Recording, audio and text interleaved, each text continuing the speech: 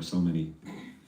So, these are examples from different traditions of selfless compassion. Now, we may feel that is never going to be possible for me. That's unattainable. So, this is why a humble person says, let me just start where I am. And an honest person says, I'm actually pretty selfish. I'm actually interested in my own story. I think I'm the main character. Don't we think like this? We think my needs are the most important, or maybe my family's needs. My family is the main characters in this universal drama. We are thinking ourselves in the center. So an honest person recognizes, this is my state, okay. What do I do now? How do I move forward?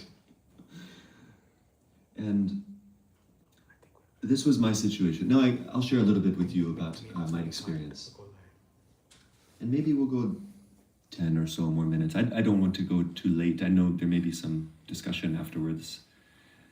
So I'll just share briefly. Because yesterday I shared about my experience coming to discover the teachings of Bhakti, and then I can share a little bit about from when I started Bhakti to where I am now. So when I moved into the ashram, it's kind of a monastery in Florida called Krishna House, I was pretty sure that I was quite enlightened. Simultaneously, I knew that I didn't know anything. I had questioned, I had tried so hard to understand truth and spent so much time in isolation, alone, like I was saying yesterday, in the jungle. And so I had come to this point where, okay, I actually know nothing. I really don't even know if I have free will. Really, I was so confused. Do I make my own choices? Or is everything just going on automatically? Because what I did in the last moment influence what I do in this moment, and what I do in this moment influences the next moment, and it's just a chain reaction. Do I make any choices on... I didn't even know that. I was so confused. And yet I had some high estimation of myself. Okay, I've got some problems, but I'm pretty good. And then what's amazing is that as you start the process of chanting, then you progress to a stage. There's a whole scientific process of advancement, and there's this stage which nobody wants to go through, but you have to go through, called anartha nivriti, which means there are ugly things inside of me and I need to extract them. Like I have a tooth, I have a infected what's it called? Root, and I need a root canal. Do you want to get a root canal? No. Do you need to get out the infection? Yes. So the process of bhakti is simple, but it's not easy. You chant the names of God on a regular basis, and this cleanses your heart, and all of the ugly things come to the surface, and you see them, and you might become a little horrified. Whoa, I thought I was really good. I thought I was so selfless. I thought I was becoming really godly. Like, whoa, I'm very greedy. I'm so selfish. Wow. I'm just interested in what I want to do. And even when I go and try to help other people, I am interested in them seeing me as a good person. I want them to see how humble I am. I want them to see how selfless I am. I want them to see what a godly being I am. It's just me. So we start to see this very clearly. That's why Lord Chaitanya described the process as Cheto Darpana Marjanam. This means it cleanses the mirror of the mind, this chanting process. And if you look into a mirror and there is dust covering it, you can't see who you are. We're confused. But as you cleanse it, you can properly see, oh, Nitya Krishna Das. I'm actually a servant of Krishna. This is who I am. So, I began to see one major revelation was, I don't even know how to be a friend. I thought I had friends in the past. And so I was living there in the monastery, and I realized I'm just competing with everyone. I just want to be better than them. Like we would go out, today we went out and distributed some books. So I started doing this very early on by my mentor. He sent us out traveling in a van, the same van that we're traveling in now. This was just after 8 months of living in the monastery. The person who became my guru later, he said, go travel in a van, distribute these books, and try to have this fun adventure. And so here I was thinking, yes, I've lived in the jungle for a year, I've found God, and I've gone through the dark night of the soul, and now I'm this enlightened, wonderful being going to save the world. This Messiah complex can come. And then, because I'm sincerely trying to serve God, so he kindly gave me some information. He said, hey buddy, you should be nice to these guys who you're traveling with. Here you are thinking you're so amazing. And I was just competing with the other guys, and I was being short with them. I was trying to get the most books distributed, the most donations collected, and to be the best one in the team. So all of this I was seeing. Oh, this is so ugly. I can't believe I'm like this. I don't even know how to be a friend. I have no idea how to do the most basic things in being a human. I don't know if I have free will. I don't know how to be a nice person. And so then I made this determination, let me figure out how to be a good friend. Let me figure out how to build relationships. Because we're not taught this in school. It's interesting, that if you study the history of universities in America, they used to be founded on religion and development of virtues. You see there's sometimes a beautiful stone arch entering the universities of America, and they'll write about virtues, they'll write about God. But today, the education is not at all about that. It's just about technical knowledge to make some money.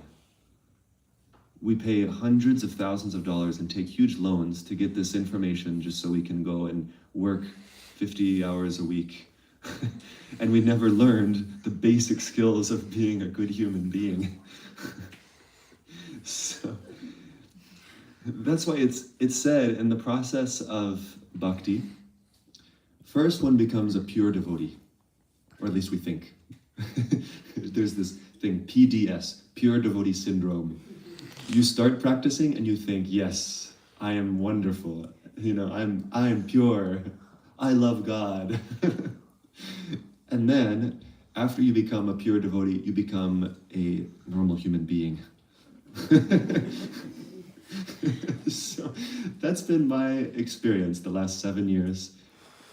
I'm doing nothing else but chanting God's names, studying the wisdom of bhakti, trying to share it with others. And yet I feel what I've really started to get a glimpse of is just being a human being at this point after so many years. Learning just how to be a kind person and how to really connect with another person. And so what I want to share, one final little note I can offer, is that this process of sharing the wisdom, the practice of bhakti, this gives us a very clear insight into the state of our consciousness. We can be in a bit of an illusion if we stay in a bubble. We're always very comfortable. We have nice food together, we have nice friends, and we all believe more or less the same thing. Yes, okay, Krishna is God. And, you can get into this kind of religious mode. Yeah, life's very comfortable. And, yeah, I believe in this thing. Yeah. But this is the same thing that Srila Prabhupada, who brought these teachings, he criticized Christians for doing. That don't just say, I believe, yes, I'm a Christian. Don't just say it, but actually do something about it. And so we can easily get a bit shallow in our practice, just staying in a comfortable space. And I see this tendency in myself constantly. Just let me just be comfortable. Let me not take the trouble of helping someone. It's too difficult. So it's the supreme secret. It's an open secret. If we take the austerity of going out of our comfort zone to help others to learn about bhakti, then very quickly we become dear to Krishna. And he'll give us glimpses of, look, this is where you need to clean up your your heart.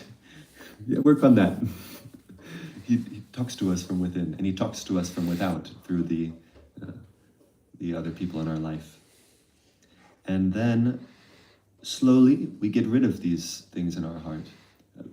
By sharing, this happens it's an expedited process. It can take many decades, or it can happen very rapidly.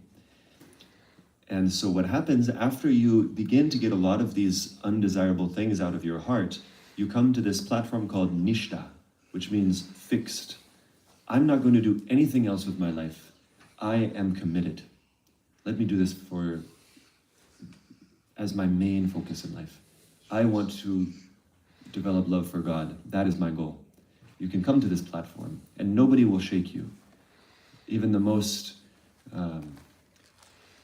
philosophically brilliant person can't convince you when you're on this platform. Even the most difficult trials of life can't shake you. We can become diseased, we can lose all of our money, we can lose all of our friends, we can be defamed, and still, I am not giving up. I will do nothing else but serve Krishna. We can come to this, and that's just the beginning. There's so much more. There's much higher stages beyond that. You start to develop ruchi. This means a great taste.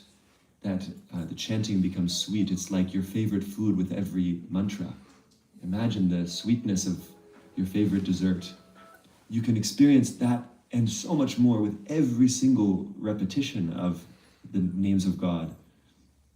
And the discussions like this, you can feel unbelievable happiness.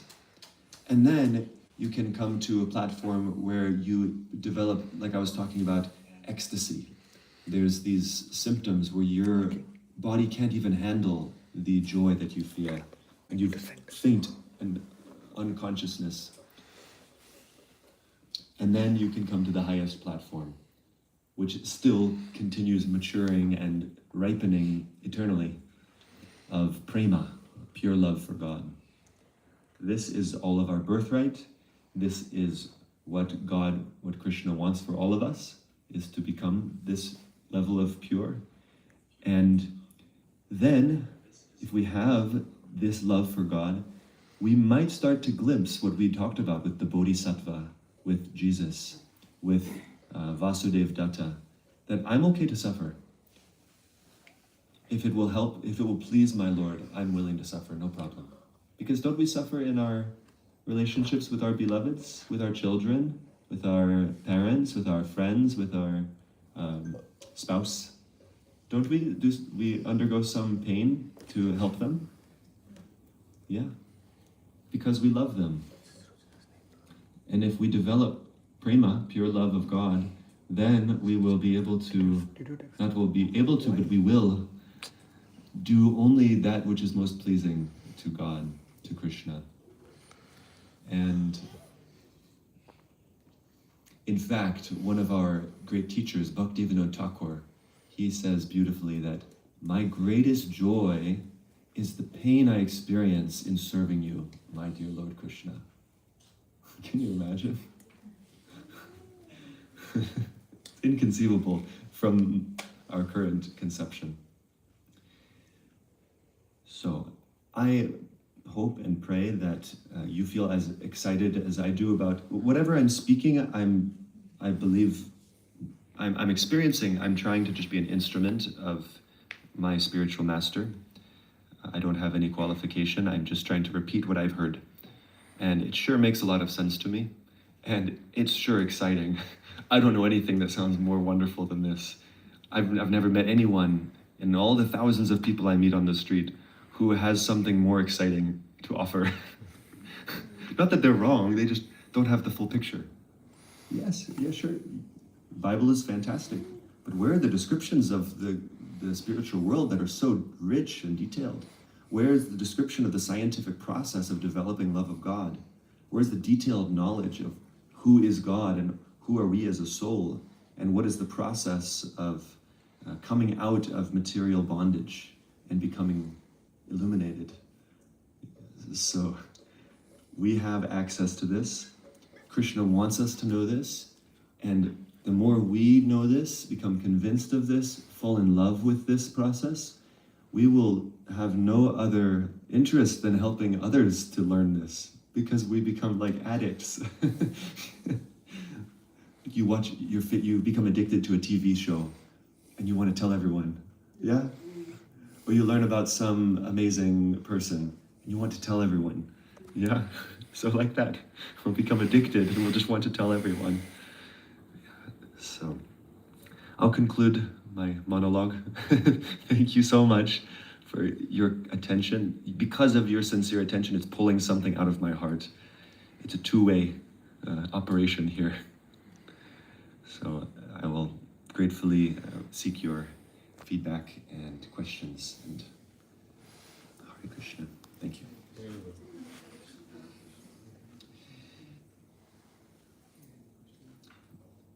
What would you like to, how would you like to take this discussion further? What would you like to know or share? So much, Guruji. Thank you.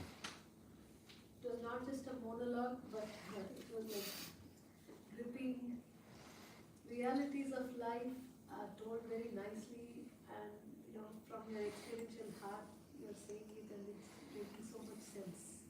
Thank you so much for sharing your Hare insight. Krishna. Thank you for Anybody has any questions, any reflections?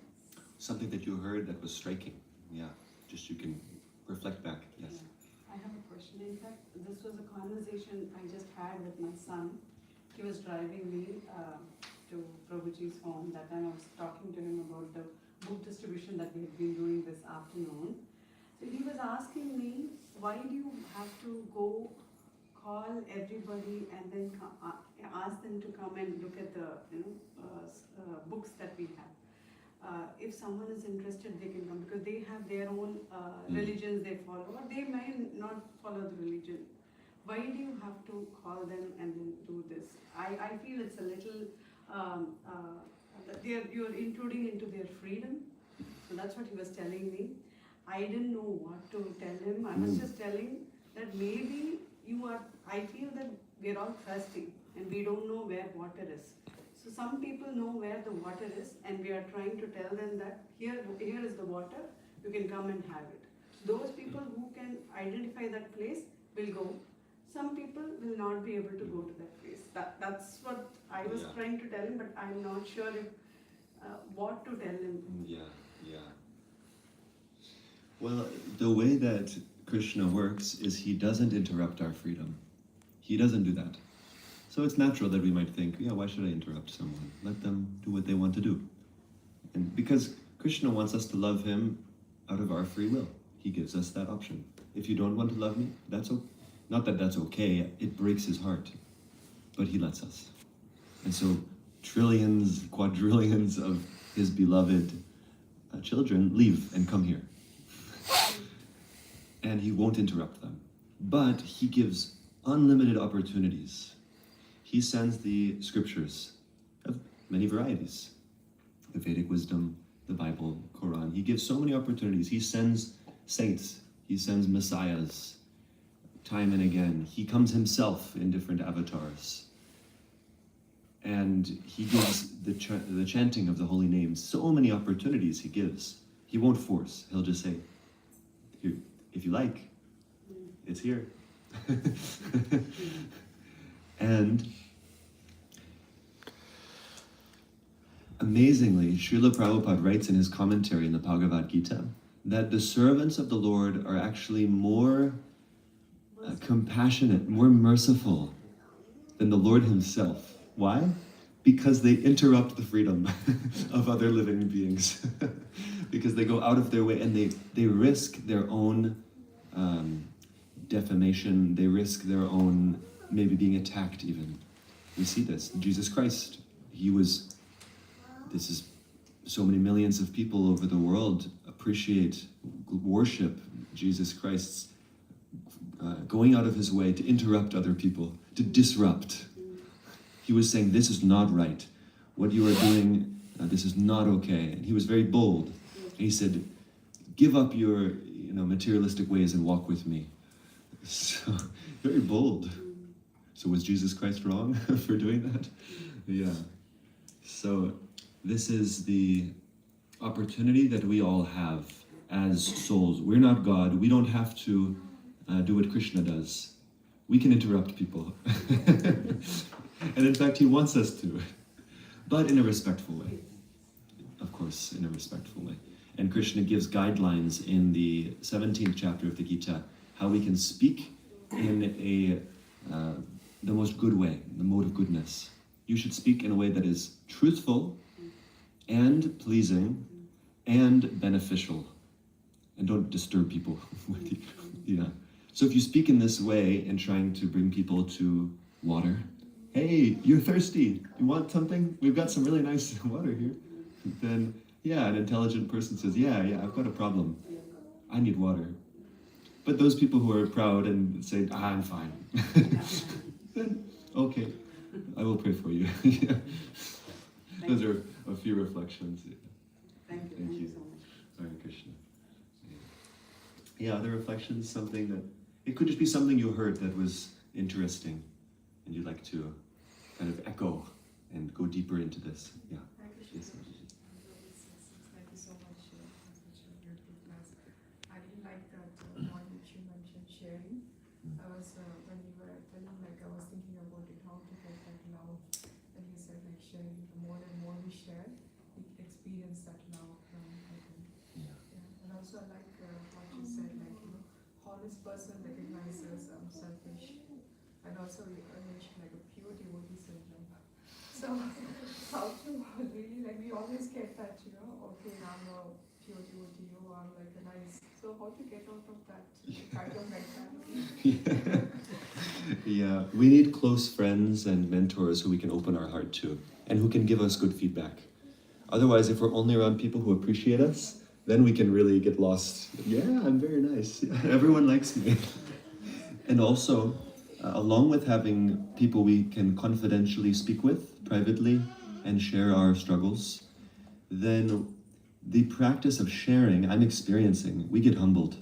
Like just today, right? We got rejected and ignored by how many people? And so we realize, I'm not very important. And I make videos on social media. And some people are very hateful. Because online, there's no danger of me attacking them. Not that I would. I'm more of a runner than a fighter. But people are very sharp. They have no problem calling you the worst names because they know they will never see you. So I get very humbled. And I say, I'm trying to cultivate this mood. Thank you, Krishna. I really appreciate that you send these hateful people online because otherwise I'll think I'm a pure devotee. So like that, yeah. Yeah, it's said that we need 3 levels of relationships. And we need seniors who we can serve and receive blessings from. We need peers who we can befriend and open our hearts to and have confidential talks. And we need juniors who we can kindly help along, whatever we know we can share with them. And if we have these 3, then Narada Muni says in Bhagavatam, we'll be free from all suffering. Yeah. So those are a few reflections. Yeah. Hare Krishna. Yeah, my pleasure. Yeah, something else? It doesn't have to be a question, just something that you heard that struck you.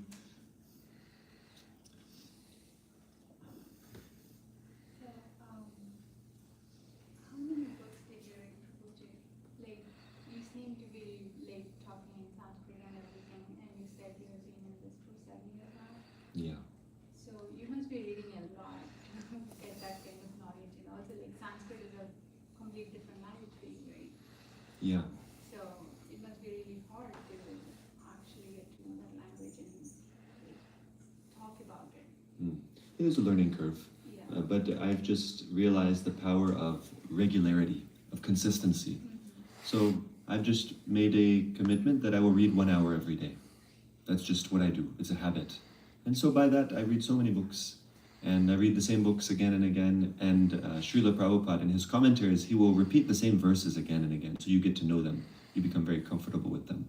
And you practice them. And it's, for me, very fun and not so complicated. I just read for 1 hour. And so much becomes revealed by the simple process. It's called Shravanam Kirtanam. This means you hear the wisdom and you try to repeat the wisdom. So that's why if we're only hearing the books or reading them and not sharing them, then really we're not doing the full process. Just like if you have a positive and not a negative, you need both sides to have a circuit. So yeah, like that. I just basically I make a habit of it. How did you develop the love for Krishna? I became really attracted to chanting. Yeah, because I was explaining last night that I was very, very, very lost and miserable in my life. I was alone in the jungle in this crazy place. And in that place, I learned about chanting Krishna's names. And it was the happiness that I'd always been looking for. It felt like I was finally home. And so I developed an attachment for it. And I can't say I have a love for it, but I am attached, definitely. It's like you take medicine. So it's like that. I chant every day because it's my medicine. If I don't chant, I won't be right. Yeah. Like I brush my teeth every day, I chant every day. It's just what I do. Yeah.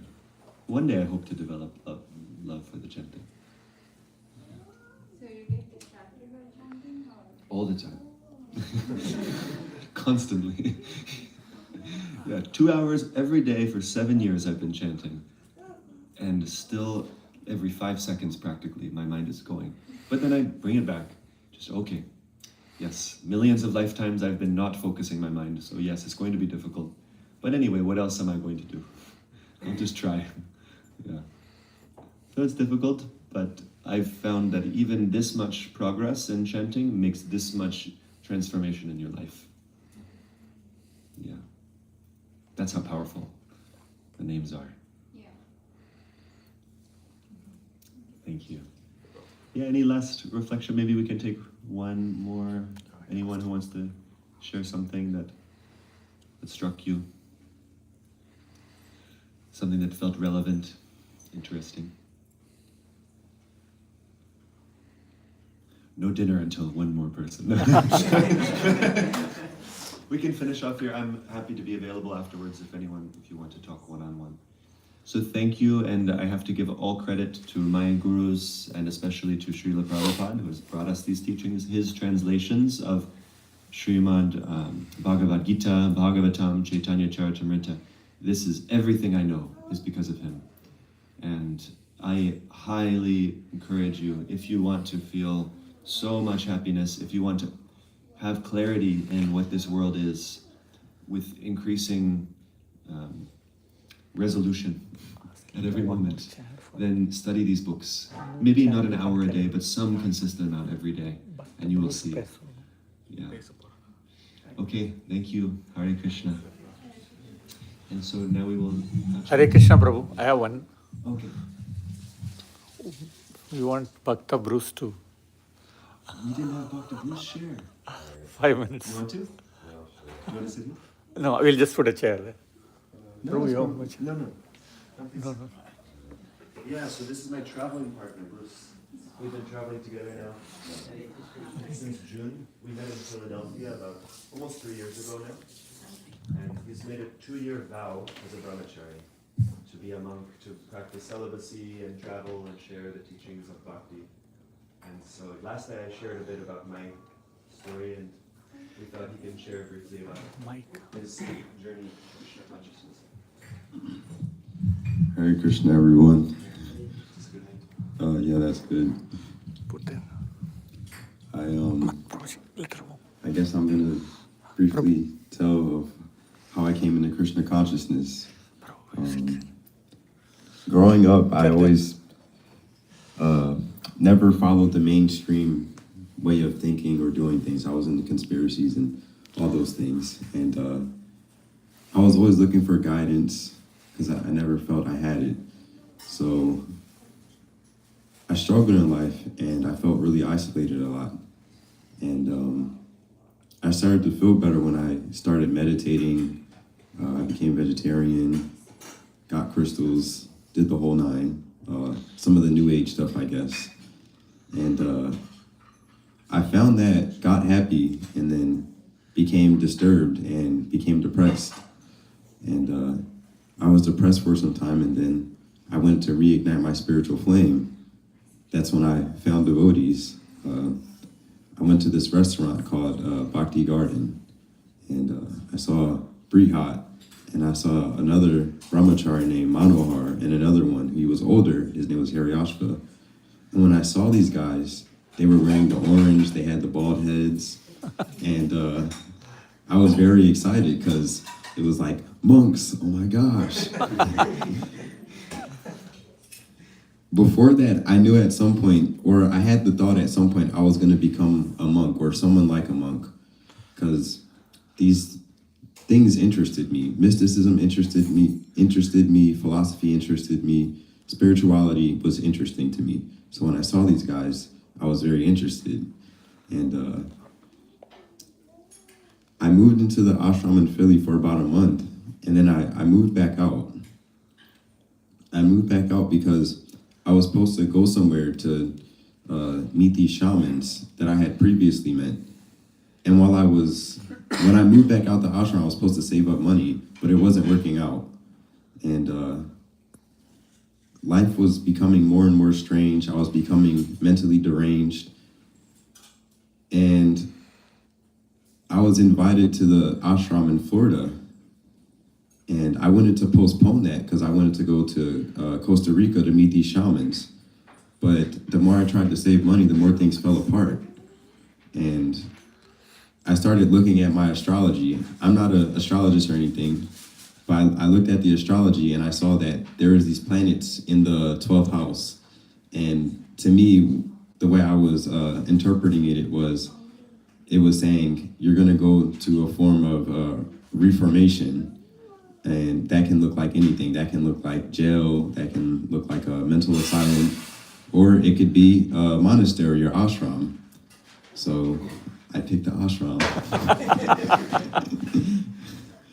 And then November 1st, 2023, I moved into the ashram in Florida, where we're based at. And I was there for about 1.5 years. And then June 1st, I started traveling with Brihad, and now I'm here. Haribo, Haribo. Hare Krishna. Bruce. Thank you. That was wonderful. There's so many more amazing details. I've gotten to spend many hours talking with Bruce. His story is amazing. Just one quick thing, because Bruce is humble and maybe doesn't want to share all the details. But I so appreciate that Bruce was raised in a very difficult environment and nobody understood him. This has been like the life story of Bruce. He's a sincere, honest person who wants to do good, but nobody appreciated that growing up. Nobody understood that about him. And only until he came into the society of Krishna's devotees did he start to feel like, okay, this is a place where people actually want to do the same thing. Other people want to do good for others. And so I feel that little by little, that quality is being like blossoming in Bruce. So yeah, there's many more wonderful details. If you want, you can ask him afterwards. One of the most sincere, honest people I know. Thank you, Bruce. Haribo. Thank you.